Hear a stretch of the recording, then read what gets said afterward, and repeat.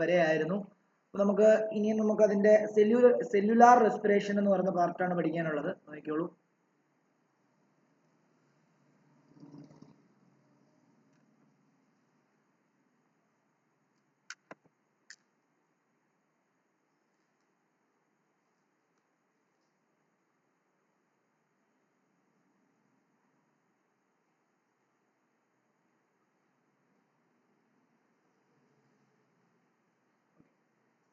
Cellular respiration എന്ന് പറഞ്ഞു കഴിഞ്ഞാൽ അത് എഴുതിക്കോളൂ, എഴുതി പോവാം. It involves a series of metabolic reactions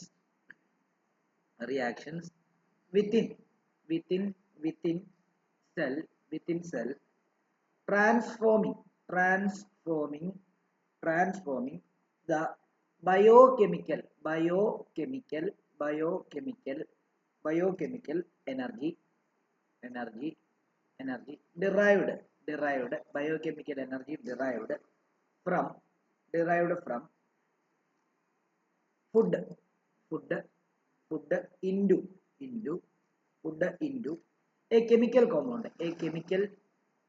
a chemical compound known as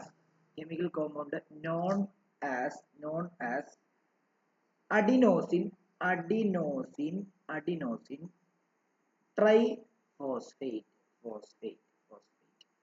എന്ന് പറഞ്ഞാൽ, അതായത് സെല്ലുലാർ റെസ്പിറേഷൻ എന്ന് പറഞ്ഞാൽ എന്താ, അത് ഒരു കുറെ സീരീസ് ഓഫ് മെറ്റബോളിക് റിയാക്ഷൻസ് ആണ്.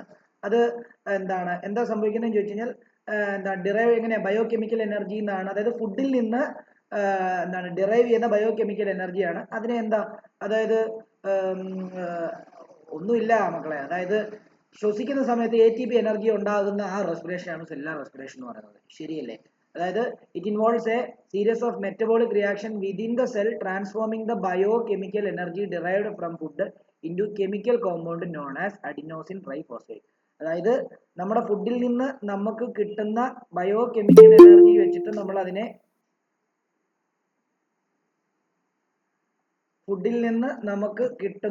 എനർജി എന്ത് ചെയ്യുന്നു, നമ്മൾ സെല്ലിൽ വന്നിട്ട് ആ സെല്ലിൽ അതെന്താ റിയാക്ഷൻസ്, മെറ്റബോളിക് റിയാക്ഷൻസ് നടന്നിട്ട് ATP എന്ന് പറയുന്ന മോളിക്കൂൾ, അതായത് കാർബൺ ഡൈ ഓക്സൈഡ് ഉണ്ടാക്കുന്നുണ്ട്, അതിന്റെ കൂടെ മെയിൻലി ATP മോളിക്കൂളാണ് ഉണ്ടാക്കുന്നത്. ശരിയല്ലേ? ഓക്സിജൻ ശ്വസിക്കുന്നു, അത് നേരെ നമ്മുടെ വിൻ പൈപ്പ് വഴി നേരെ ലങ്സിൽ പോകുന്നു, അതുവഴി ആൽവിയോളയ്ക്കകത്തു നിന്ന് കയറി ബ്ലഡിനകത്ത് ഡിസോൾവ് ആകുന്നു, ബ്ലഡിൽ നിന്ന് ഇതെല്ലാ സെല്ലുകളിലേക്കും പോകുന്നു. ആ സെല്ലുകളിലെല്ലാം എന്ത് ചെയ്യുന്നു, അബ്സോർപ്ഷൻ നടന്നിട്ട് അത് അവിടെ നമ്മൾ കഴിക്കുന്ന ഫുഡിനകത്തെ ഗ്ലൂക്കോസിനെ ഈ ഓക്സിജനുമായിട്ട് റിയാക്ട് ചെയ്യിപ്പിച്ചിട്ട് കാർബൺ ഡൈ ഓക്സൈഡും ATPയും ഉണ്ടാകുന്നു. ഇതിനെയാണ് നമ്മൾ സെല്ലുലാർ റെസ്പിറേഷൻ എന്ന് പറയുന്നത്. ഇത് തന്നെയാണ് ഇന്നലെ വരെ പറഞ്ഞുകൊണ്ടിരുന്ന എല്ലാ കാര്യങ്ങളും. ഓക്കെ, ഇനിയും വേറൊരു കാര്യം കൂടെ പറയാം. ഇന്നലെ ക്ലാസ് കേറാത്ത ആൾക്കാരെ സംബന്ധിച്ച് ഇന്ന് എത്രത്തോളം മനസ്സിലാവുന്നുള്ള കാര്യം എനിക്കറിയില്ല. പിന്നെ വേറൊരു കണ്ട് സെല്ലുലാർ റെസ്പിറേഷൻ മനസ്സിലാവും. അതിൽ അടുത്ത ടോപ്പിക് ഒക്കെയാണ് ഡൈജഷൻ, അടുത്ത നമുക്ക് ട്രാൻസ്പോർട്ടേഷൻ, അത് മനസ്സിലാവും. ഫ്രഷ്ലി ഒരു ടോപ്പിക്കാണ്, അപ്പം അത് മനസ്സിലാവും. ഈ പോർഷനൊക്കെ എങ്ങനെ മനസ്സിലാവും എന്ന് എനിക്കറിയത്തില്ല, ഇന്നലെ ഞാൻ ഡീറ്റെയിൽ ആയിട്ട് പറഞ്ഞതാണ്. അപ്പോൾ സെല്ലുലാർ റെസ്പിറേഷൻ എന്ന് പറയുമ്പോൾ എല്ലാ റെസ്പിറേഷൻ അല്ലെങ്കിൽ റെസ്പിറേഷന്റെ എല്ലാ പ്രോസസ്സും സെല്ലുമായിട്ട് ബന്ധപ്പെട്ടതാണ്. അപ്പൊ നമ്മുടെ ഈ നോർമൽ റെസ്പിറേഷൻ എന്ന് പറയുന്നത് സെല്ലുലാർ റെസ്പിറേഷൻ ആണ്. നമ്മൾ ഈ ഇൻഹലേഷൻ എക്സലേഷൻ നടത്തുന്ന ഇത് മോളിക്കുലാർ സെല്ലുലാർ ലെവലിൽ നടക്കുന്ന റിയാക്ഷൻ ആണെന്നുള്ള ഒരു അർത്ഥം മാത്രമേ ഉള്ളൂ ആ സെന്റൻസിന്, വേറെ ഒരു അർത്ഥം ഇല്ല. ഇനിയും അടുത്ത ഒരു ഇതിട്ടിട്ട് റെസ്പിറേഷൻ ഇൻ പ്ലാന്റ്സ് എന്ന് എഴുതിക്കോ. റെസ്പിറേഷൻ ഇൻ പ്ലാന്റ്സ് എന്ന് എഴുതാം. റെസ്പിറേഷൻ ഇൻ പ്ലാന്റ്സിലുള്ള റെസ്പിറേഷൻ. അതായത് നമുക്കറിയാം ആനിമൽസിൽ സ്പെഷ്യലൈസ്ഡ് സ്ട്രക്ചേഴ്സ് ഉണ്ട്. ഇപ്പൊ നമുക്കറിയാം മൂക്കുണ്ട്, നോസ്, അതായത് നെയ്സൽ പാസേജ് ഉണ്ട്, അത് കഴിഞ്ഞിട്ട് ട്രാക്കിയ ഉണ്ട്, അത് കഴിഞ്ഞിട്ട് ലങ്സ് ഉണ്ട്, ആൽവിയോള ഉണ്ട്, ബ്രോങ്കൈ ഉണ്ട്, ബ്രോങ്കിയോൾസ് ഉണ്ട്. അങ്ങനെ സ്പെഷ്യലൈസ്ഡ് ആയിട്ടുള്ള പാർട്ടുകൾ ഉണ്ടെങ്കിൽ പ്ലാന്റ്സിൽ റെസ്പിറേഷൻ ഇങ്ങനെ സ്പെഷ്യലൈസ്ഡ് പാർട്ടുകൾ ഒന്നുമില്ല. ഓക്കെ, അപ്പൊ അത് നടക്കുന്നത് ഇങ്ങനെയാണ്. ഇങ്ങനെ എഴുതാം. Plants lack specialised structures for gaseous exchange.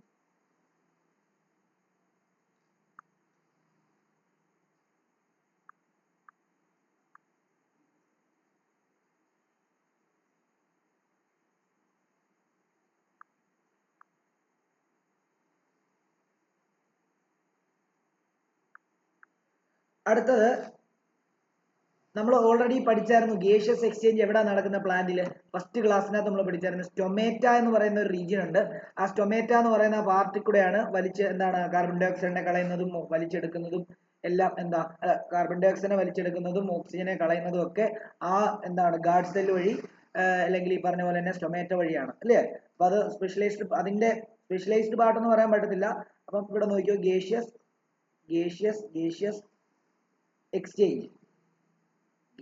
exchange in plants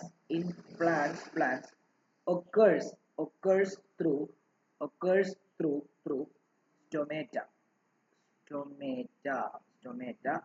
in leaves and lenticels in stem. അത് ഓർത്ത് വെച്ചോണം. സ്റ്റെമ്മിലെ ലെന്റിസെൽസ് എന്ന് പറയുന്ന ഒരു പാർട്ടും ലീവ്സിലെ സ്റ്റൊമേറ്റ എന്ന് പറയുന്ന പാർട്ടുമാണ് ഗേഷ്യസ് എക്സ്ചേഞ്ചിന് വേണ്ടി പ്ലാന്റിൽ ഫങ്ഷനിങ് ചെയ്യുന്നത്. അതേപോലെ തന്നെ plant root stem leaves exhibit A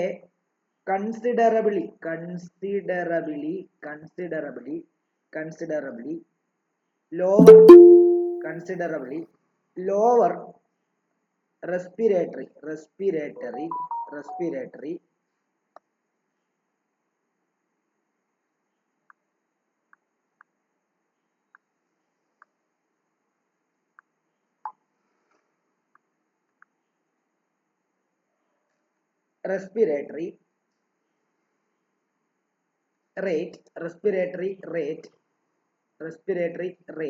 rate compared to animal. അതായത് ആനിമൽസിനെ വെച്ച് കമ്പയർ ചെയ്യുന്ന സമയത്ത് ഈ പ്ലാന്റ് റൂട്ടിനും സ്റ്റെമ്മിനും ലീവ്സിനും ഒക്കെ റെസ്പിറേറ്ററി റേറ്റ് വളരെ കുറവായിരിക്കും എന്നുള്ള കാര്യമാണ് അവിടെ പറയുന്നത്. ഓക്കെ ആണല്ലോ. അപ്പൊ നമ്മുടെ ന്യൂട്രീഷനും കഴിഞ്ഞു, അതേപോലെ തന്നെ റെസ്പിറേഷനും കഴിഞ്ഞു. രണ്ട് ലൈഫ് പ്രോസസ്സ് നമ്മുടെ കഴിഞ്ഞു. ഇനി നമുക്ക് പഠിക്കാനുള്ളത് ട്രാൻസ്പോർട്ടേഷൻ ആണ്. നോക്കിക്കോളൂ. ട്രാൻസ്പോർട്ടേഷൻ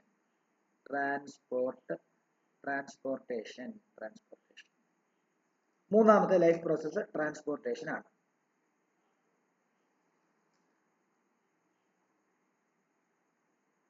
ഒരു ഡോട്ട് ഇട്ട് എഴുതുന്നത് all living organism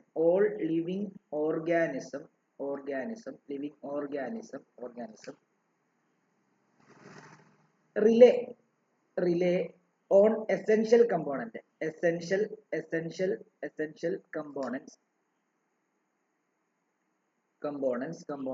like air, water and food for their survival and are obtained through processes such as breathing, drinking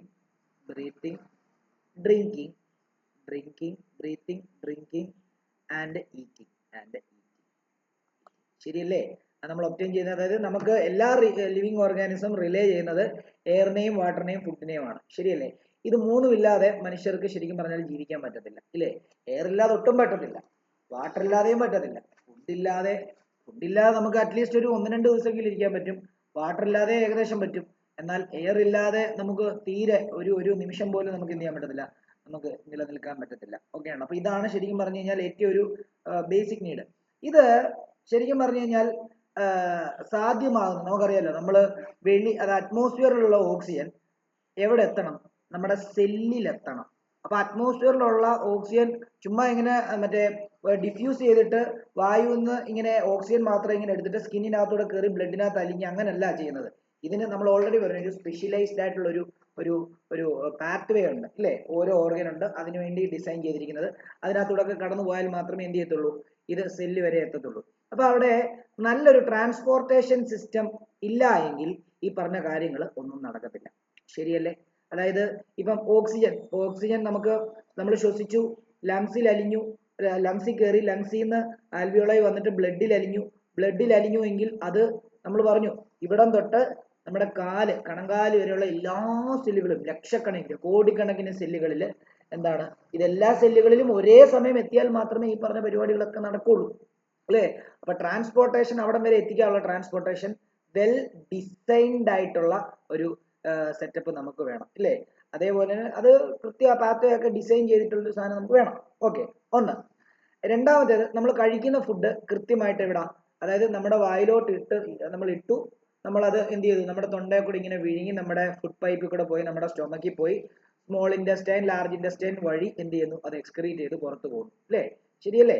അപ്പം അവിടെ അതിനും ഒരു വ്യക്തമായിട്ടുള്ള ഒരു ട്രാൻസ്പോർട്ടേഷൻ സിസ്റ്റം നമുക്ക് വേണം, അല്ലേ?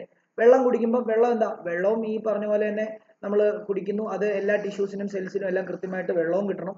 അപ്പൊ നമ്മുടെ ഈ പറഞ്ഞ നമ്മുടെ സ്റ്റൊമക്കിലേക്കും വെള്ളം എത്തും.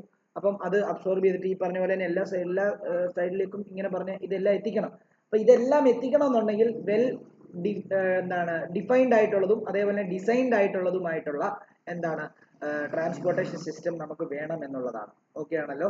അപ്പൊ അത് നമ്മൾ ഈ പറഞ്ഞ പോലെ തന്നെ ബ്ലഡ്, അതേപോലെ തന്നെ ലിംഫ് പോലെയുള്ള ഫ്ലൂയിഡുകളിലൂടെയാണ്. അതേപോലെ പ്ലാന്റിന്റെ കേസിൽ എടുക്കുകയാണെങ്കിൽ സൈലം ഫ്ലോയം എന്ന് പറയുന്ന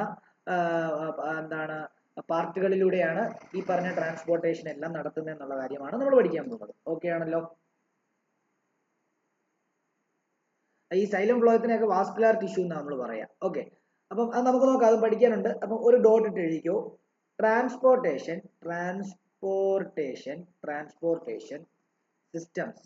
systems like vascular tissue in plants and specialized circulatory system, specialized circulatory system specialized circulatory system in animals facilitate the distribution of necessary substances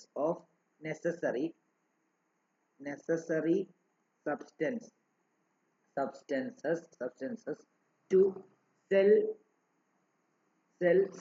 and tissue.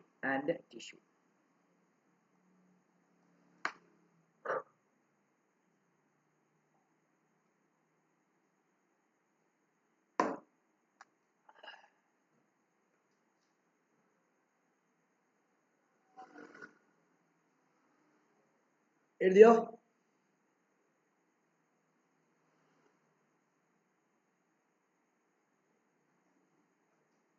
ഇനിയും ഇതിനകത്ത് നമുക്ക് ട്രാൻസ്പോർട്ടേഷൻ സിസ്റ്റം ഇൻ പ്ലാന്റും transportation system in ആനിമലും ആണ് നമുക്ക് പഠിക്കാനുള്ളത്.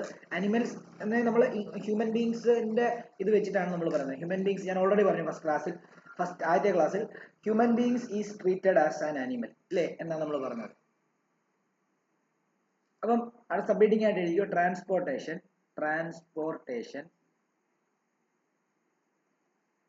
in humans.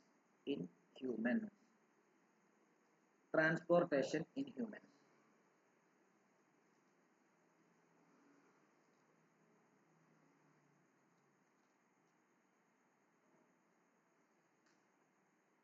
Circulatory system in human serves as the primary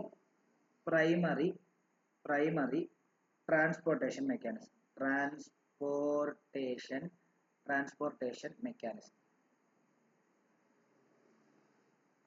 അതായത് circulatory system in human serves, അതായത് സർക്കുലേറ്ററി സിസ്റ്റം ആണ് ട്രാൻസ്പോർട്ടേഷൻ സിസ്റ്റം ഹ്യൂമൻ ബീങ്സിനകത്തെ. ഓക്കെ, അതാണ് അവിടെ പറഞ്ഞിരിക്കുന്നത്. അതിനകത്ത് അടുത്ത ഒരു പോയിന്റ് ആയിട്ട് എഴുതേണ്ടത്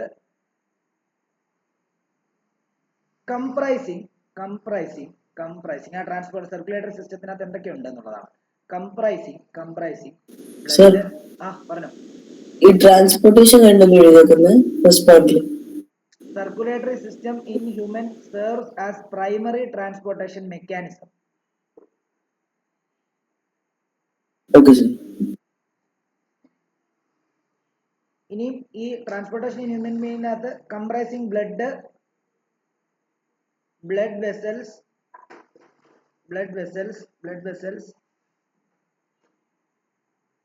and the heart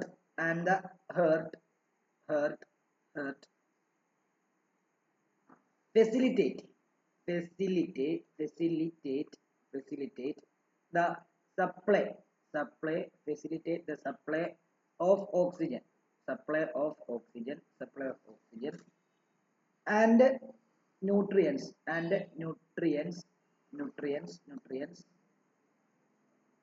while eliminating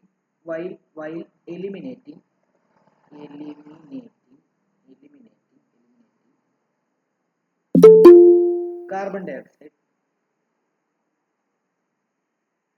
while eliminating carbon dioxide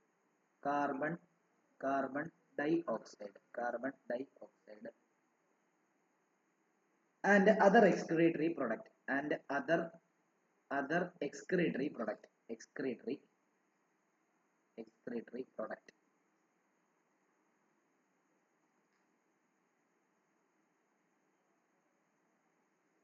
ഓർത്ത് വെച്ചോണം. ഇതിനകത്ത് ഒന്നുമില്ല, ഇവര് ആരൊക്കെ ഉണ്ട്, അതായത് ബ്ലഡ് വെസൽസ് ഉണ്ട്, ബ്ലഡ് ഉണ്ട്, ഹെർട്ട് ഉണ്ട്.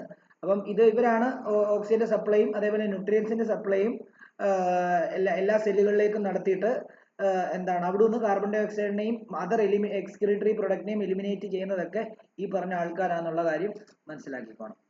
അടുത്തത് മൂന്നാമത്തെ ഒരു പോയിന്റ് ഇട്ട് എഴുതിക്കോ.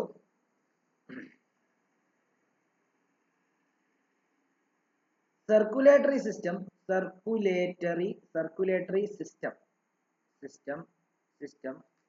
plays a vital role in the body's immune response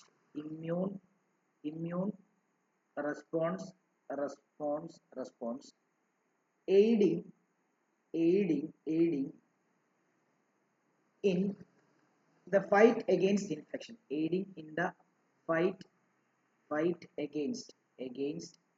against the infection.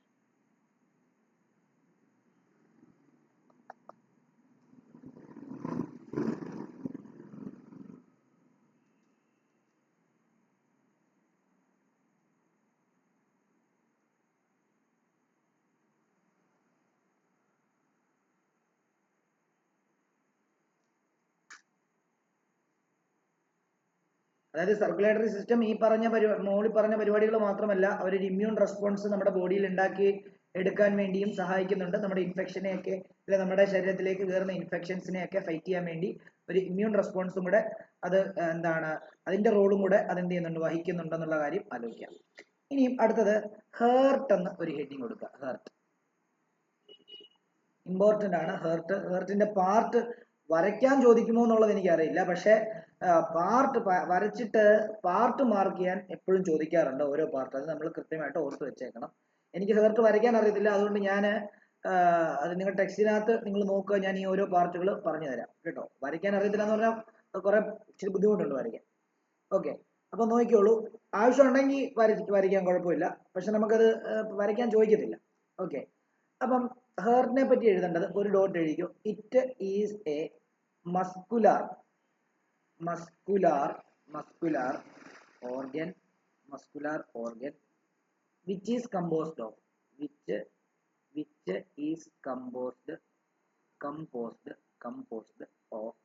cardiac muscles.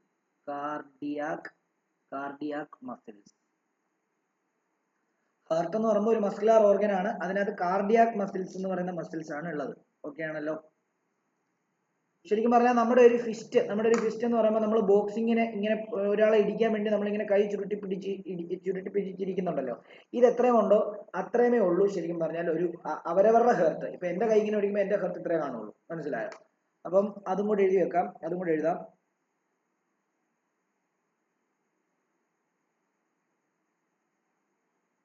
It is compact compact enough to fit within an adult wrist serves as a vital pumping organ for blood circulation. serves serves as a vital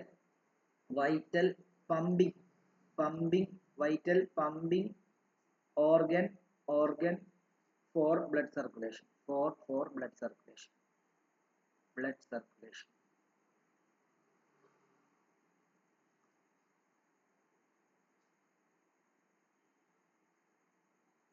അതായത് pumping ഓർഗനാ നമ്മുടെ നമുക്കറിയാലോ നമ്മൾ ഈ ശ്വസിക്കുന്ന oxygen ഈ പറഞ്ഞ പോലെ തന്നെ എന്താണ് ബ്ലഡിനകത്ത് അലിഞ്ഞു കഴിഞ്ഞു കഴിഞ്ഞാൽ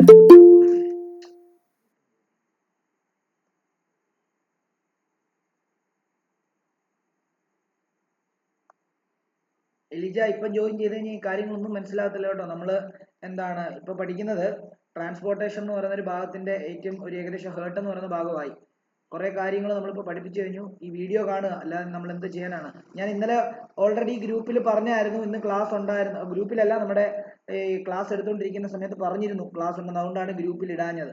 പിന്നെ ഇന്ന് ഓഫ്ലൈൻകാർ വന്നപ്പോൾ അവരോട് വീണ്ടും പറഞ്ഞു. ഓക്കെ,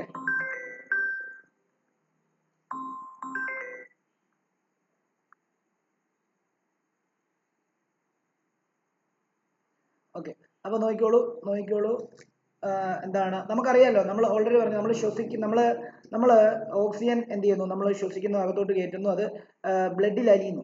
ഈ ബ്ലഡിൽ അലിഞ്ഞിട്ട് ഇത് തല മുതൽ കാല് വരെ ചെല്ലണമല്ലോ. അപ്പൊ ഈ തല മുതൽ കാല് വരെ ചെല്ലണമെന്നുണ്ടെങ്കിൽ ഈ പറഞ്ഞ പോലെ തന്നെ ഒരു ഫോഴ്സ്ഫുൾ ആയിട്ടുള്ള ഒരു എന്താണ് പമ്പിങ് ഉണ്ടാവണം. ഈ പമ്പിങ് എന്ന് പറയുന്ന കാര്യം വ്യക്തമായിട്ട് വൃത്തിക്ക് ചെയ്യുന്നത്, അതായത് ഒരു ഫോഴ്സ് ഉണ്ടെങ്കിലേ ഇത് തെള്ളൽ ഉണ്ടാകത്തുള്ളൂ. മനസ്സിലായോ? അപ്പം ആ ഫോഴ്സ് അല്ലെങ്കിൽ ആ പറഞ്ഞ തെള്ളല് അല്ലെങ്കിൽ അതിന് പമ്പിങ് എന്ന് പറയുന്നത്, ആ പമ്പിങ് പ്രൊവൈഡ് ചെയ്യുന്നത് ശരിക്കും പറഞ്ഞു കഴിഞ്ഞാൽ എന്താണ്, നമ്മുടെ ഹേർട്ടാണ്. ഹേർട്ട് ഇല്ലെങ്കിൽ ഈ പറഞ്ഞ പോലെ തന്നെ അതായത് പ്രഷർ കൃത്യമായിട്ട് എന്ത് ചെയ്യത്തില്ല, ബ്ലഡ് കൃത്യമായിട്ട് ഓരോ പൊസിഷനിലേക്ക് ചെല്ലത്തില്ല, അങ്ങനെയൊക്കെയുള്ള പ്രശ്നങ്ങൾ ഉണ്ടാവും. ഓക്കെ, അപ്പൊ പമ്പിങ് പ്രൊവൈഡ് ചെയ്യുന്നത് നമ്മുടെ ഹേർട്ട് ആണെന്നുള്ള കാര്യം മനസ്സിലാക്കുക. ഇനിയും ഹേർട്ടിന്റെ സ്പെസിഫിക്കലി ഓരോ കാര്യങ്ങളും പറയാൻ പോവാണ്. It comprises of four chambers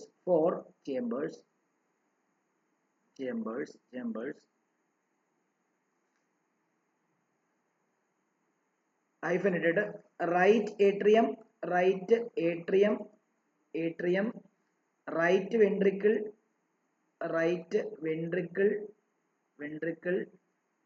left ventricle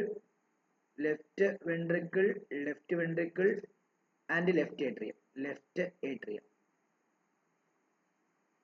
അപ്പം right atrium, left atrium, right ventricle, left ventricle, അങ്ങനെയാണ് നമുക്ക് 4 ചേമ്പേഴ്സ് ആയിട്ട് നമുക്ക് എന്ത് ചെയ്യാവുന്നത്, നമ്മൾ തിരിക്കാൻ പറ്റുന്നത്.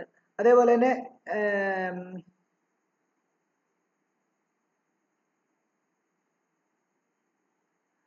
ഓക്കെ, ഇനി പറയാൻ പോകുന്ന കാര്യങ്ങളൊക്കെ നിങ്ങൾക്ക് കൃത്യമായിട്ട് ഈ പറഞ്ഞ പോലെ തന്നെ ഇച്ചിരി കൺഫ്യൂഷൻ ഉണ്ടാക്കുന്നതും അതിൽ നിങ്ങൾ കേട്ടിട്ടില്ലാത്തതും ഒക്കെ ആയിട്ടുള്ള കുറച്ച് വേർഡുകളും ഒക്കെ ഉപയോഗിച്ചുള്ള കുറേ സാധനങ്ങളാണ് ഞാൻ പറയാൻ പോകുന്നത്. ശ്രദ്ധിക്കുക, എന്തെങ്കിലും ഡൗട്ട് ഉണ്ടെങ്കിൽ ചോദിക്കുക. ഓക്കെ ആണല്ലോ? അടുത്ത ഡോട്ട് ഇട്ട് എഴുതുക. The human heart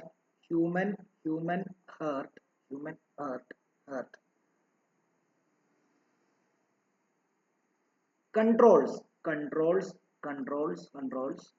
the rhythmic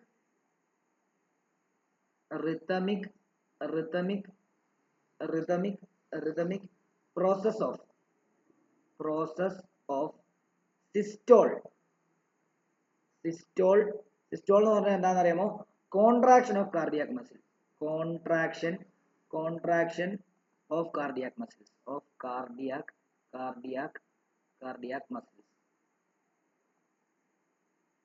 and diastole എന്ന് പറയുമ്പോൾ റിലാക്സേഷൻ ഓഫ് കാർഡിയാക് മസിൽസ്. ഓർത്തോണം, സിസ്റ്റോളും ഡയസ്റ്റോളും പലപ്പോഴും ചോദിച്ചിട്ടുണ്ട്. Relaxation of cardiac muscles. നമ്മൾ ഓൾറെഡി പറഞ്ഞിരുന്നു ഹ്യൂമൻ ഹേർട്ട് മെയ്ഡ് ആയിരിക്കുന്നത് കാർഡിയാക് മസിൽസും കൊണ്ടാണ്. അപ്പൊ അവിടെ മസിൽസിന് കോൺട്രാക്ഷനും റിലാക്സേഷനും സംഭവിക്കും. ഇപ്പൊ നമ്മൾ ഇങ്ങനെ നമ്മൾ കൈ ഇങ്ങനെ പിടിക്കുകയാണെങ്കിൽ നമ്മുടെ ഈ ഭാഗത്തെ മസിൽ ഇങ്ങനെ ഉരുണ്ട് വരും, അവിടെ കോൺട്രാക്ഷൻ ആണ് നടക്കുന്നത്. നേരെ ഇങ്ങനെ വെക്കുമ്പോഴത്തേക്ക് അത് റിലാക്സേഷൻ ആണ് നടക്കുന്നത്. ഇതേപോലെ തന്നെ ഹേർട്ടിന്റെ കാർഡിയാക് മസിലിനും കോൺട്രാക്ഷനും റിലാക്സേഷനും സംഭവിക്കും. കോൺട്രാക്ഷൻ എന്ന് പറയുമ്പോൾ ഹേർട്ടിന്റെ കാർഡിയാക് മസിൽസ് കോൺട്രാക്ട് ചെയ്യുക, ചുരുങ്ങുന്നതിന്, അല്ലെങ്കിൽ ഈ പറഞ്ഞ പോലെ തന്നെ ഇങ്ങനെ എന്താണ് ഇപ്പൊ നമ്മൾ ഇങ്ങനെ കൈ വെക്കുന്ന സമയത്ത് ഈ മസിൽ ഇങ്ങനെ ഉരുണ്ട് വരത്തില്ലേ, അതിനെയാണ് മസിൽ കോൺട്രാക്ട് ചെയ്യുന്നതുകൊണ്ടാണ് അങ്ങനെ വരുന്നത്. അപ്പൊ അതിനെ കോൺട്രാക്ഷൻ എന്നാണ് പറയുന്നത്, അതിനെ സിസ്റ്റോൾ എന്ന് പറയും. ഇനിയും നമ്മൾ നോർമലി കൈ ഇങ്ങനെ ആക്കി കഴിഞ്ഞ് കഴിഞ്ഞാൽ എന്താ സംഭവിക്കുന്നത്, അത് റിലാക്സ് ചെയ്യും, അതിനെ ഡയാസ്റ്റോൾ എന്നും പറയും. ഓക്കെ, ഇത് ഹാർട്ടിന്റെ കേസിൽ സംഭവിക്കുന്നതിനെയാണ് നമ്മൾ ഇങ്ങനെ പറയുന്നത് കേട്ടോ, അത് ഓർത്തോണം, വളരെ ഇമ്പോർട്ടന്റ് ആണ്. ഓക്കെ, ഇനിയും ഈ സിസ്റ്റോളും ഡയാസ്റ്റോളും വെച്ചിട്ടാണ് കൃത്യമായിട്ട് പമ്പിങ് നടക്കുന്നത്. അതായത് ഇപ്പം ഹേർട്ടിൽ കുറെ ബ്ലഡ് വന്നിട്ട് ഞാനൊരു എക്സാമ്പിൾ പറയാണ്, നമ്മൾ ഡീറ്റെയിൽ ആയിട്ട് പറഞ്ഞുതരാം. ഹേർട്ടിൽ കുറെ നമ്മൾ ശ്വസിക്കുമ്പോൾ നമ്മുടെ ബ്ലഡ് ഇങ്ങനെ ഹേർട്ടിൽ വന്നിരിക്കുകയാണ്. ആ ബ്ലഡ് എന്ത് ചെയ്യുന്നു, ഹേർട്ട് ഒന്ന് ചുരുങ്ങി കഴിഞ്ഞാൽ എന്ത് ചെയ്യും, ബ്ലഡ് നല്ല ഫോഴ്സിൽ പുറത്തോട്ട് എന്ത് ചെയ്യും, പോകും. അത് കൃത്യം എത്ര ഡിസ്റ്റൻസ് ആണോ പോകേണ്ടത് അത്രയും ഡിസ്റ്റൻസിലേക്ക് അതെന്ത് ചെയ്യും, അത് തള്ളപ്പെടും അല്ലേ. റിലാക്സ് ചെയ്യുന്ന സമയത്ത് നോർമലി ബ്ലഡ് അതിനകത്തോടെ ഫ്ലോ ചെയ്യും. കോൺട്രാക്ട് ചെയ്യുന്ന സമയത്ത് വീണ്ടും ബ്ലഡ് നല്ല ഫോഴ്സ് പോകും. അങ്ങനെയാണ് പമ്പിങ് നടക്കുന്നത്. ഇത് ഓരോ സെക്കൻഡ് ഇടവിച്ചിട്ട് കൺട്രാക്ട് ചെയ്യുന്നു, റിലാക്സ് ചെയ്യുന്നു, കൺട്രാക്ട് ചെയ്യുന്നു, റിലാക്സ് ചെയ്യുന്നു, കൺട്രാക്ട് ചെയ്യുന്നു, റിലാക്സ് ചെയ്യുന്നു, കൺട്രാക്ട് ചെയ്യുന്നു, റിലാക്സ് ചെയ്യുന്നു. ഇതിങ്ങനെ നടന്നുകൊണ്ടിരിക്കുക. മനസ്സിലായോ? അപ്പൊ അതാണ് അവിടെ പറയുന്നത്. നോക്കാം നമുക്ക്.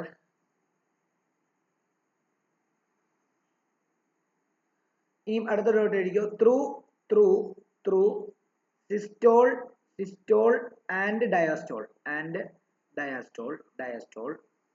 the heart efficiently propels and circulates blood, ensuring essential oxygen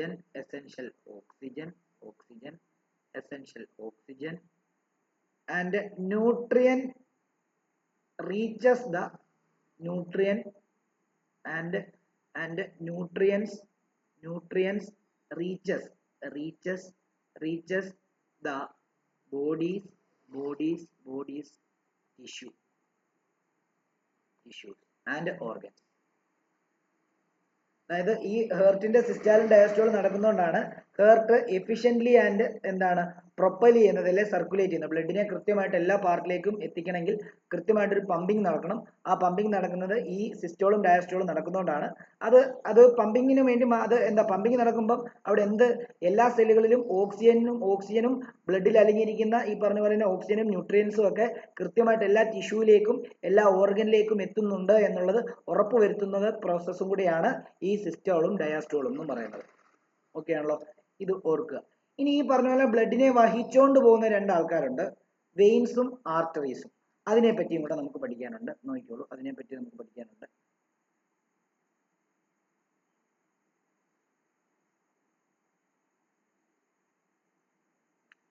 okay, നോക്കിക്കോളൂ, അതും കൂടെ പഠിക്കാം. ഇത് ഇത്ര എഴുതി കഴിഞ്ഞിട്ട് എഴുതുക ആർട്ടറി എന്ന് എഴുതുക. ഇത്ര എഴുതി കഴിഞ്ഞിട്ട് എഴുതുക ആർട്ടറീസ്. എന്നിട്ട് ഒരു ഡോട്ട് ഇട്ടിട്ട് എഴുതുക thick walled blood vessels transport oxygenated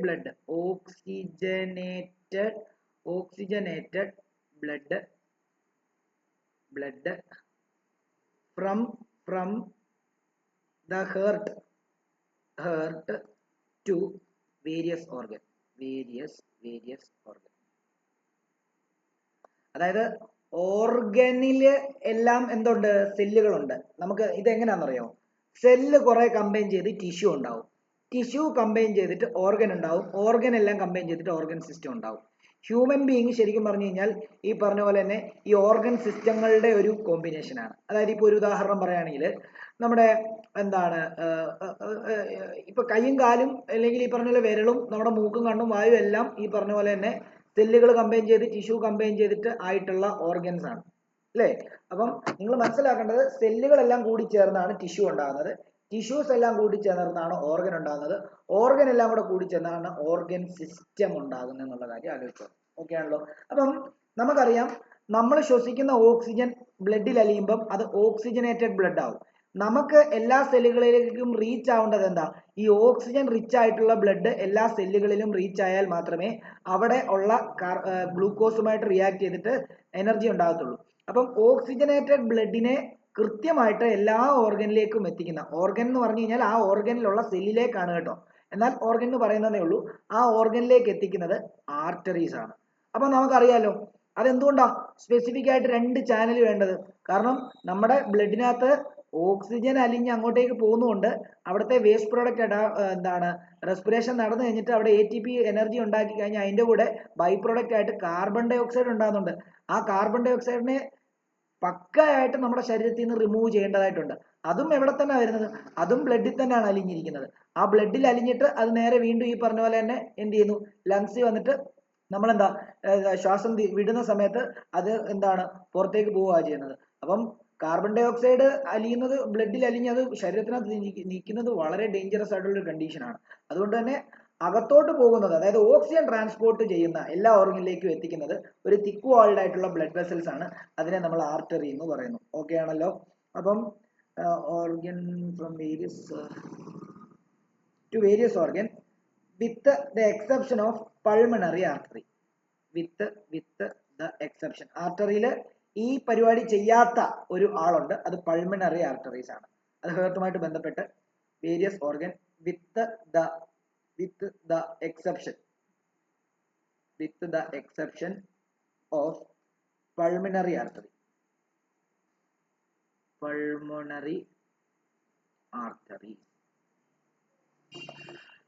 എന്താണ് നമ്മുടെ ആർട്ടറീസ് ജനറലി എന്താ ചെയ്യുന്നത്?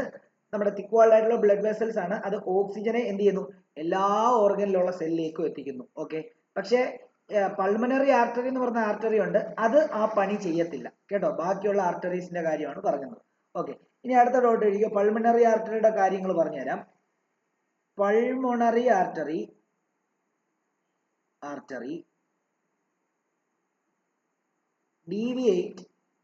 deviate from the norm of carrying, deviate from the norm of deviated from the norm by carrying deoxygenated blood from heart to lungs, where the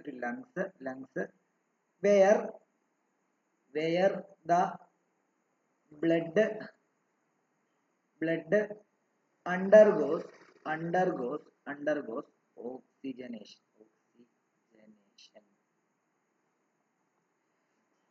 കൃത്യമായിട്ട് ഞാൻ പറഞ്ഞുതരാം. ഇവിടെ ശ്രദ്ധിച്ചോ, എല്ലാവരും ഇവിടെ ശ്രദ്ധിക്കണം. ഇവിടെ കാണണം എല്ലാവരും. നമ്മൾ ശ്വസിക്കുമ്പോൾ ഓക്സിജൻ മൂക്ക് വഴി, നേസൽ ചേംബർ വഴി, ഫുഡ് പൈപ്പ് വഴി ലങ്സിൽ പോകുന്നു. ലങ്സിൽ ആൽവിയോളയിൽ ചെല്ലുന്നു. ആൽവിയോളയ്ക്ക് അതൊന്ന് ഡയറക്റ്റ് ആയിട്ട് ബ്ലഡിൽ അലിയുന്നു. ഈ ബ്ലഡിൽ അലിഞ്ഞ് കഴിഞ്ഞ് ഇത് നേരെ പോകുന്നത് ഹേർട്ടിലാണ്. ഹേർട്ടിൽ നിന്ന് കൃത്യമായിട്ട് പമ്പിങ് നടക്കുന്നു. ആ പമ്പിങ് നടക്കുമ്പോൾ ഇത് കൃത്യം ആർട്ടറീസിൽ കയറുന്നു. എന്ത് ബ്ലഡാണ്? നമ്മുടെ ഓക്സിജൻ ഉള്ള ബ്ലഡാണ് ഈ ആർട്ടറീസിലോട്ട് കടത്തിവിടുന്നത്. അത് ഹേർട്ടാണ് ആ പരിപാടി ചെയ്യുന്നത്. ആർട്ടറീസ് വഴി ഈ ഓക്സിജനേറ്റഡ് ബ്ലഡ് എല്ലാ ഓർഗനിലെ സെല്ലുകളിലും എത്തുന്നു. ഓക്കെ. ഇനി ആ സെല്ലുകളിൽ എന്ത് നടക്കുന്നു? സെല്ലുകളിൽ ഈ പറഞ്ഞ ഓക്സിജനും അവിടെയുള്ള ഗ്ലൂക്കോസും തമ്മിൽ റിയാക്ഷൻ നടക്കുന്നു. അവിടെ ATP മോളിക്കൂൾ ഉണ്ടാകുന്നു. അതിൻ്റെ കൂടെ കാർബൺ ഡൈ ഓക്സൈഡ് ഉണ്ടാകുന്നു. ഈ കാർബൺ ഡൈ ഓക്സൈഡിനെ സെല്ലിൽ നിന്ന് റിമൂവ് ആവണമല്ലോ, അല്ലെ ഡേഞ്ചർ ആണ്. അതെന്ത് ചെയ്യുന്നു? അത് വീണ്ടും നേരെ ബ്ലഡിലോട്ട് അലിയുന്നു. ആ ബ്ലഡിനെ തിരിച്ച് ഹേർട്ടിൽ എത്തിക്കുന്ന ആരാന്നറിയാമോ? വെയിൻസ് ആണ് സെല്ലിൽ നിന്ന് തിരിച്ച് കാർബൺ ഡൈ ഓക്സൈഡ് ഉള്ള ബ്ലഡ്, അതിനെ ഡീഓക്സിജനേറ്റഡ് ബ്ലഡ് എന്നാണ് പറയുന്നത്. ആ ഡീഓക്സിജനേറ്റഡ് ബ്ലഡിനെ ഹേർട്ട് വരെ എത്തിക്കുന്നത് വെയിൻ ആണ്. അവിടെ നിന്ന് ഈ പൾമണറി ആർട്ടറി ആണ് അതിനെ തിരിച്ച് ലങ്സിൽ എത്തിച്ച് ലങ്സിൽ നിന്ന് വീണ്ടും ആൽവിയോളായി വന്നിട്ട് അത് നമ്മുടെ ഫുഡ് പൈപ്പ് വഴി, നേസൽ പാസേജ് വഴി, മൂക്ക് വഴി തിരിച്ച് ശ്വസിക്കുമ്പോൾ കാർബൺ ഡൈ ഓക്സൈഡ് പുറത്തോട്ട് പോകുന്നത്. നമ്മൾ അകത്തോട്ട് എടുക്കുന്നത് ഓക്സിജനും പുറത്തോട്ട് വിടുന്ന കാർബൺ ഡൈ ഓക്സൈഡും ആണല്ലോ. അപ്പൊ ഈ പ്രവർത്തനം നിങ്ങൾ ഓർത്തോണം. നമ്മൾ ശ്വസിക്കുന്നു, അത് ലങ്സിൽ ആൽവിയോള വെച്ചിട്ട് അത് നേരെ ബ്ലഡിനകത്തോട്ട് ഡിഫ്യൂഷൻ നടക്കുന്നു. ആ ബ്ലഡ് നേരെ ഹേർട്ടിൽ പോകുന്നു. ഹേർട്ടിൽ പമ്പിങ് നടക്കുന്നു. ഹേർട്ട് എന്ത് ചെയ്യുന്നറിയാം, ഇതിനെ എല്ലാത്തിനും ഈ ഓക്സിജൻ റിച്ച് ആയിട്ടുള്ള ബ്ലഡിനെ ആർട്ടറീസിനകത്തൂടെ കടത്തി വിടുന്നു. എല്ലാ ഭാഗത്തോട്ടും ആർട്ടറീസ് പോകുന്നുണ്ട്. ആർട്ടറീസിനകത്തൂടെ കടത്തി വിടുന്നു. ഈ ആർട്ടറീസ് എല്ലാം ആ ഓക്സിജൻ റിച്ച് ആയിട്ടുള്ള ഓക്സിജനേറ്റഡ് ബ്ലഡിനെ എല്ലാ ഓർഗനിലും എത്തിക്കുന്നു. ആ ഓർഗനിൽ വെച്ചിട്ട് അവിടെ എന്ത് നടക്കുന്നു, ഗ്ലൂക്കോസുമായിട്ട് ആ ഓർഗനിലെ സെല്ലിൽ വെച്ചിട്ട് അവിടെ എന്താ ഓക്സിജനും ഗ്ലൂക്കോസുമായിട്ട് റിയാക്ട് ചെയ്തിട്ട് എനർജിയും കാർബൺ ഡൈ ഓക്സൈഡും ഉണ്ടാവും. അപ്പൊ എനർജി നമുക്ക് ഊർജ്ജം പ്രൊവൈഡ് ചെയ്യുന്നു. കാർബൺ ഡൈ ഓക്സൈഡ് ആ സെല്ലിൽ കിടക്കുവാണ്. ആ സെല്ലിൽ കിടക്കുന്ന കാർബൺ ഡൈ ഓക്സൈഡിനെ നമ്മൾ പുറത്തേക്ക് നമ്മുടെ മൂക്ക് വഴി പുറത്തേക്ക് കളയണം. അതിൽ ആദ്യം ഇത് നേരെ വീണ്ടും ബ്ലഡിൽ അലിഞ്ഞാലേ പറ്റത്തുള്ളൂ. ആ ബ്ലഡിൽ നേരെ അലിയുമ്പോൾ ഇത് ആ അലിഞ്ഞ ബ്ലഡിനെ ഡിയോക്സിജനേറ്റഡ് ആയിട്ടുള്ള അല്ലെങ്കിൽ കാർബൺ ഡൈ ഓക്സൈഡ് റിച്ച് ആയിട്ടുള്ള ബ്ലഡിനെ വെയിൻസ് വഴിയാണ് തിരിച്ച് ഹേർട്ടിൽ എത്തിക്കുന്നത്. ഓക്കെ, വെയിൻസ് വഴി ഇത് ഹേർട്ടിൽ വന്നു. എന്നിട്ട് ആ ഹേർട്ടിൽ നിന്ന് ഇതിനെ പൾമണറി ആർട്ടറി വഴിയാണ് തിരിച്ച് ലങ്സിലേക്ക് എത്തിക്കുന്നത്. എന്നിട്ട് ലങ്സ് വഴി അതെന്താ എന്താണ് ഫുഡ് പൈപ്പ് വഴി അല്ലെ വിൻ പൈപ്പ് വഴി മൂക്ക് വഴി അത് കാർബൺ ഡൈ ഓക്സൈഡ് ഇങ്ങനെ പുറത്തോട്ട് പോകും. അതുകൊണ്ടാണ് നേരത്തെ പറഞ്ഞത് ആർട്ടറീസ് എല്ലാം ഓക്സിജൻ റിച്ച് ബ്ലഡിനെ എന്താണ് കടത്തി വിടുന്ന ആൾക്കാരല്ല, കൊണ്ടുപോകുന്ന ആൾക്കാരല്ല. അതിനകത്ത് പൾമണറി ആർട്ടറി ഒരു എക്സെപ്ഷൻ ആണ്. പൾമണറി ആർട്ടറിയുടെ പണി എന്താണെന്ന് ചോദിച്ചു കഴിഞ്ഞാൽ ഓർഗനിൽ നിന്ന് എന്താണ് ഡിയോക്സിജനേറ്റഡ് ആയിട്ടുള്ള ബ്ലഡിനെ, അതായത് കാർബൺ ഡൈ ഓക്സൈഡ് റിച്ച് ആയിട്ടുള്ള ബ്ലഡിനെ ഹേർട്ടിൽ എത്തിക്കുമ്പോൾ ആ ഹേർട്ടിൽ നിന്ന് ലങ്സിലേക്ക് ഡിയോക്സിജനേറ്റഡ് ആയിട്ടുള്ള അല്ലെങ്കിൽ കാർബൺ ഡൈ ഓക്സൈഡ് റിച്ച് ആയിട്ടുള്ള ബ്ലഡിനെ ലങ്സിലേക്ക് എത്തിക്കുന്ന പണിയാണ് എന്ത് ചെയ്യുന്നത്. അതായത് ഡിയോക്സിജനേറ്റഡ് ആയിട്ടുള്ള ബ്ലഡിനെ ഹേർട്ടിൽ നിന്ന് ലങ്സിലേക്ക് എത്തിക്കുന്ന പണിയാണ് പൾമണറി ആർട്ടറി ചെയ്യുന്നത്. ഓക്കെ ആണല്ലോ. ഈ എന്താണ് നമ്മുടെ മറ്റുള്ള ആർട്ടറീസ് എല്ലാം ഓക്സിജനേറ്റഡ് റിച്ച് ആയിട്ട് അല്ലെങ്കിൽ ഓക്സിജനേറ്റഡ് ബ്ലഡ് അല്ലെങ്കിൽ ഓക്സിജൻ റിച്ച് ആയിട്ടുള്ള ബ്ലഡിനെ എല്ലാ ഓർഗനിലെയും സെല്ലുകളിലേക്ക് എത്തിക്കുന്ന പണിയാണ് ആർട്ടറീസ് ചെയ്യുന്നത്. അതിനകത്ത് ആർട്ടറിയിൽ ഒരു എക്സെപ്ഷൻ ഉണ്ട്, പൾമണറി ആർട്ടറി. അത് ഈ പറഞ്ഞ പോലെ തന്നെ വേസ്റ്റ് പ്രോഡക്റ്റിനെ ബ്ലഡിൽ നിന്ന് വേസ്റ്റ് ആയിട്ടുള്ള കാർബൺ ഡൈ ഓക്സൈഡിനെ എന്താണ് സെല്ലിൽ നിന്ന് വെയിൻസ് നേരെ ഹേർട്ടിലേക്ക് കൊണ്ടുവരികയും ആ ഹേർട്ടിൽ നിന്ന് ലങ്സിലേക്ക് കൊണ്ടുവരുന്ന പണിയാണ് നമ്മുടെ പൾമണറി ആർട്ടറി ചെയ്യുന്നത്. ഓക്കെ ആണല്ലോ. ഇത്രയും ഓർക്കുക. ഇത് കൺഫ്യൂഷൻ ആല്ല, നല്ല വൃത്തിക്കായി പറഞ്ഞു തന്നിരിക്കുന്നത് മനസ്സിലാക്കുക. ഒന്നല്ല, എനിക്ക് തോന്നുന്നു ഒരു 10 പ്രാവശ്യം ഈ സാധനം തന്നെ ഇപ്പൊ പറഞ്ഞു തന്നിട്ടുണ്ട്. ഇനി അടുത്തത് വെയിൻസ് എന്ന് എഴുതുക. വെയിൻസ് എന്ന് എഴുതുക. വെയിൻസ് ആർട്ടറീസ് തിക്ക് വാൾഡ് ആണെങ്കിൽ വെയിൻസ് തിൻ വാൾഡ് ആണ്. അപ്പം these are thin walled blood vessels blood vessels which carry deoxygenated blood deoxygenated blood from different organs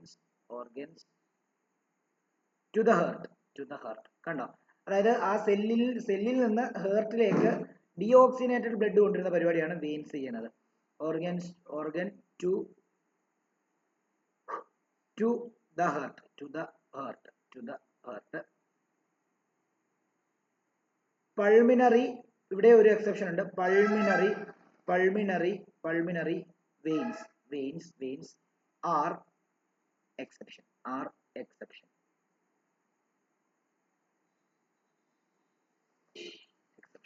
because they carry oxygenated blood from lungs to heart. from lungs നമ്മൾ ശ്വസിക്കുമ്പോൾ lungs to heart.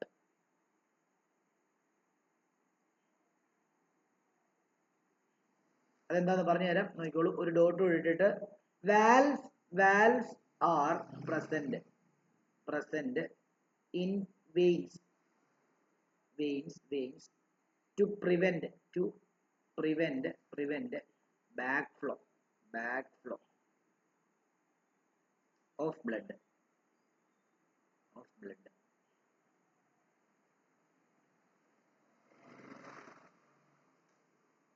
Okay, ഇവിടെ കൃത്യമായിട്ട് നോക്കിയോ. ഇത് lungs. Okay, ഇത് heart ആണെന്ന് വെച്ചാൽ ഇത് lungs, ഇത് ഹേർട്ട്.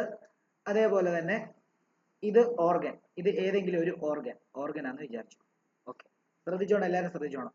ഇത് വെളിയിലുള്ള, അതായത് ഇത് നമ്മുടെ ഒരു മനുഷ്യന്റെ എന്താണ് ഒരു മൂക്കാന്ന് വിചാരിച്ചോ മനുഷ്യന്റെ ഒരു മൂക്കാണ്.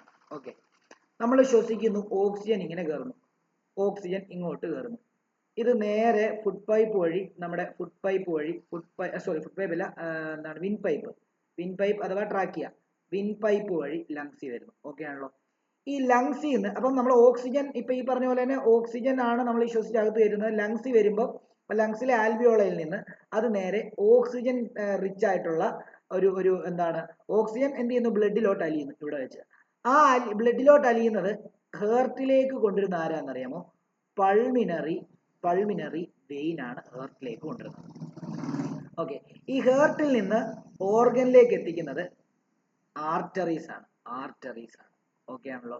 ഇനി ഓർഗനിൽ നിന്ന് തിരിച്ച് ഡീഓക്സിജനേറ്റഡ് ആയിട്ടുള്ള ബ്ലഡ് ഹേർട്ടിലേക്ക് എത്തിക്കുന്നത് വെയിൻസ് ആണ്. എന്നാൽ ആ ഹേർട്ടിൽ നിന്ന് തിരിച്ച് ഈ ഡീഓക്സിജനേറ്റഡ് ആയിട്ടുള്ള ബ്ലഡ് ലങ്സ് വഴി പുറത്തു പോകണമല്ലോ, അത് ലങ്സിൽ നിന്ന് എഴുതിയെത്തിക്കുന്നത് പൾമിനറി ആർട്ടറിയാണ്. ഓക്കെ, എന്നിട്ട് ഇത് എന്ത് ചെയ്യും? ഇത് വീണ്ടും ലങ്സ് വഴി നമ്മുടെ മൂക്ക് വഴി എന്ത് ചെയ്യും? CO2 പുറത്തോട്ട് പോകും. ഓക്സിജൻ ഉള്ള ബ്ലഡ്, ഓക്സിജനേറ്റഡ് ബ്ലഡ്, CO2 ഉള്ള ബ്ലഡിനെയാണ് ഡീഓക്സിജനേറ്റഡ് ബ്ലഡ് എന്ന് പറയുന്നത്. അപ്പൊ നിങ്ങൾ ഓർത്തോണം, ലങ്സിൽ നിന്ന് പൾമിനറി വെയിൻ വഴി ഹെർട്ടിൽ വരുന്നു. ആ ഹെർട്ടിൽ വന്നവനെ പമ്പ് ചെയ്ത് ആർട്ടറി വഴി എല്ലാ ഓർഗൻസിലും എത്തിക്കുന്നു. ഓർഗൻസിൽ റിയാക്ഷൻ നടന്നു കഴിഞ്ഞാൽ കാർബൺ ഡൈ ഓക്സൈഡ്, ഓർഗൻസ് മീൻസ് ഓർഗൻസിന്റെ സെൽസിലാണ്.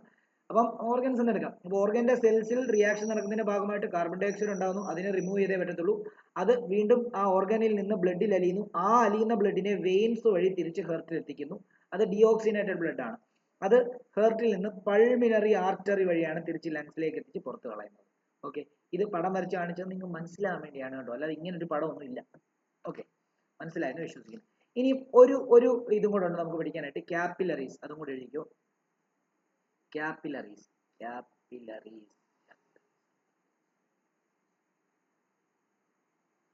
are the blood vessels distinguished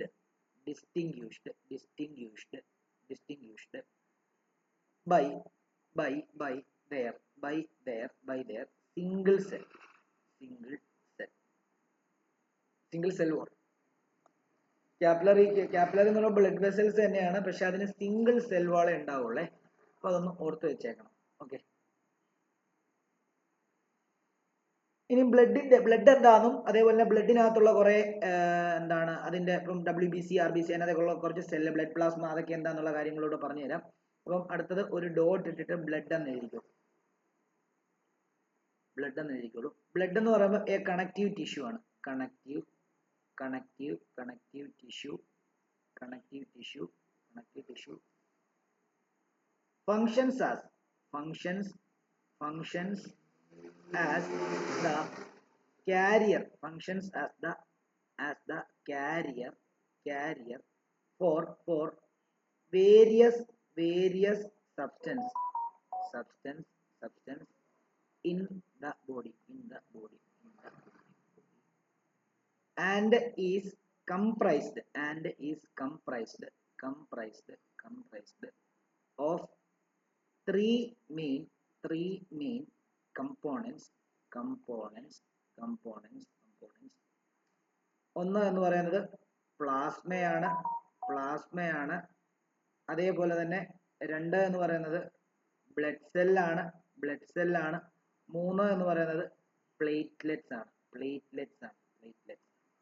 ഒന്നെന്ന് പറഞ്ഞാൽ പ്ലാസ്മ, രണ്ട് ബ്ലഡ് സെല്ല്, മൂന്നാമത്തേത് പ്ലേറ്റ്ലെറ്റ്സ്. ബ്ലഡ് ഒരു കണക്റ്റീവ് ടിഷ്യൂ ആണ്.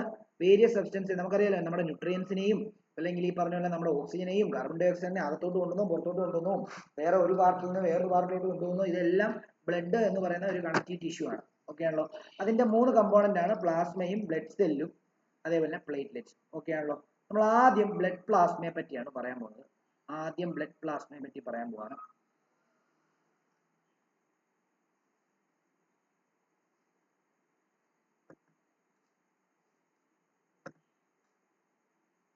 സർ ബ്ലഡ് ഒന്ന് കാണിക്കാൻ പറ്റുമോ? ഏതാ ബ്ലഡ് ഒന്ന് കാണിക്കാൻ പറ്റുമോ?